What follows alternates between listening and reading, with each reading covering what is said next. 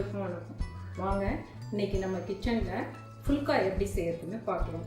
இது நம்ம எல்லாருமே ஹோட்டலுக்கு போன உடனே வீட்டில் செய்ய முடியாதுன்னு நினச்சிட்டு ஃபுல்கா ஆர்டர் பண்ணி விரும்பி சாப்பிடுவாங்க. அது ரொம்ப ஈஸியான விஷயம்தான். சப்பாத்தி செய்யறதுலேருந்து கொஞ்சம் வேரியேஷன் கொடுத்து செஞ்சோம்னா அதை நம்ம வீட்லேயே ஈஸியாக சாஃப்டாக செஞ்சு சாப்பிடலாம். இதை நீங்கள் இன்னைக்கு எப்படி செய்யறதுன்னு பார்க்கலாம் வாங்க. இப்போ மாவு பிசையறதுக்கு நான் ஒரு சூப் கப்பு நிறைய குவிய கோதுமை மாவு எடுத்திருக்கேன். அது கூட சேர்த்து 3 டீஸ்பூன் ஆயில், இது எந்த ஆயில் வேணுமோ போட்டுக்கலாம், நீங்கள் சமையலுக்கு யூஸ் பண்ணுறத. ஒரு அரை டீஸ்பூன் உப்பு கூட. இது வார்ம் வாட்டர் ஊற்றி பிசைஞ்சாதான் சப்பாத்தி நல்லா சாஃப்டாக வரும். அதுக்காக இது 1 டம்ளர் வார்ம் வாட்டர் வச்சுருக்கேன். ரொம்ப கொதிக்கிற தண்ணி ஊற்றக்கூடாது. ஒரு பாத்திரத்தில் கோதுமை மாவை போட்டு அது கூட உப்பு, ஆயில் இதை போட்டு நல்லா முதல்ல கலந்துக்கணும். உடனே இது கூட தண்ணி சேர்த்தாக்கா சப்பாத்தி சாஃப்டாக இருக்காது. இது மாதிரி செஞ்ச பிறகு செஞ்சிங்கன்னா தான் சப்பாத்தி சாஃப்டாக நல்லாயிருக்கும். சில பேர் சாஃப்டாக இருக்கிறதுக்காக பால், வாழைப்பழம்லாம் சேர்ப்பாங்க. அதெல்லாம் எதுவும் தேவையில்லை. இதே மாதிரி செஞ்சிங்கனாலே நல்லா சாஃப்டாக இருக்கும். இப்போது இங்கே பாருங்கள், மாவு எல்லாம் ஆயிலெலாம் கலந்துடுச்சு. இப்போ இது கூட வார்ம் வாட்டர் சேருங்க. திருப்பியும் சொல்கிறேன், ரொம்ப ஹாட் வாட்டர் சேர்த்திங்கன்னா களி மாதிரி ஆகிடும், மாவு நல்லா இருக்காது சப்பாத்தி. அதனால் கை பொறுக்கிற வார்ம் அளவு போட்டு பிசைஞ்சிக்கோங்க. இது மாதிரி எல்லாத்தையும் நல்லா பிசைஞ்சு சேர்க்கணும். கொஞ்சம் கொஞ்சமாக தண்ணி சேர்த்து பிசையணும்.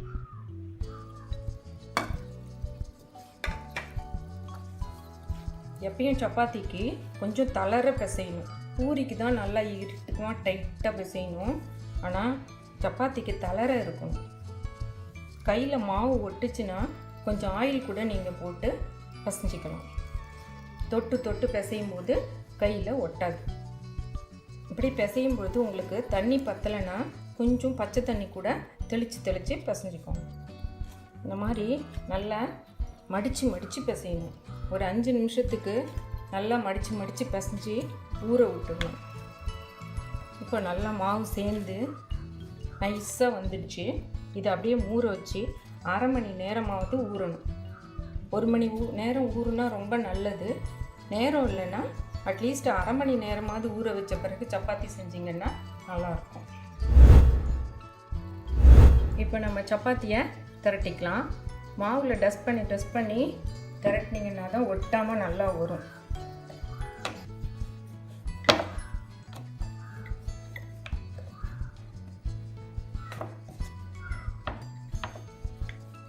நல்லா இது வெறும் நடுவுலையே திரட்டினீங்கன்னா மெலிசாகி மொடுன்னு ஆகிடும் சப்பாத்தி.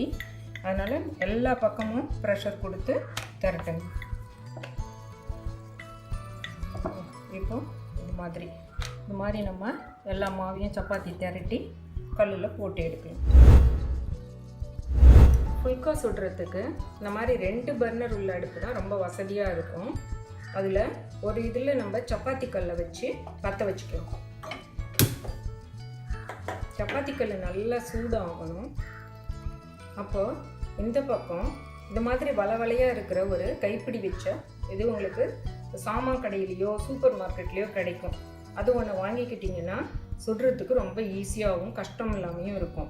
இல்லைன்னா நேராக தணலில் போட்டிங்கன்னா பழக்கம் இல்லாதவங்களுக்கு ரொம்ப கஷ்டமாக இருக்கும். அதுக்காக தான் இந்த ஸ்டாண்டு யூஸ் பண்ணுறது. இப்போ கல் காஞ்சிடுச்சு. சப்பாத்தி மாதிரியே திரட்டிட்டோம் இல்லையா, அதை நம்ம சப்பாத்தி மாதிரியே கல்லில் போடணும். ரொம்ப வேகக்கூடாது, பாதி தான் வேகணும்.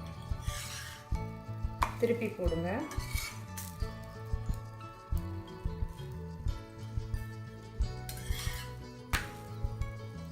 கொஞ்சம் வெந்து வெள்ளையாக இந்த மாதிரி வரும்.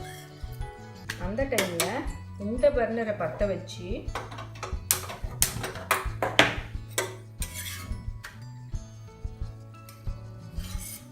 இந்த சப்பாத்தியை இது தணல் மேலே இப்படி போடணும். அது உப்பி வருது பார்த்தீங்களா, இந்த மாதிரி வரும். இந்த டைமில் இதை திருப்பி போட்டு தணல் எல்லா இடத்துலையும் படுற மாதிரி நீங்கள் போடணும். இதை நெருப்பில் தான் சுட்டு எடுப்பாங்க. இப்போ நமக்கு அந்த வசதி இல்லாததுனால நம்ம வீட்டில் ஸ்டவ் அடுப்புலேயே இந்த மாதிரி பண்ணுறோம்.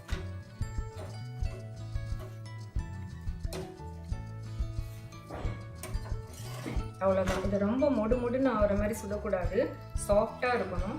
அதனால் இதை இந்த பக்கத்தில் எடுத்து வச்சிடலாம்.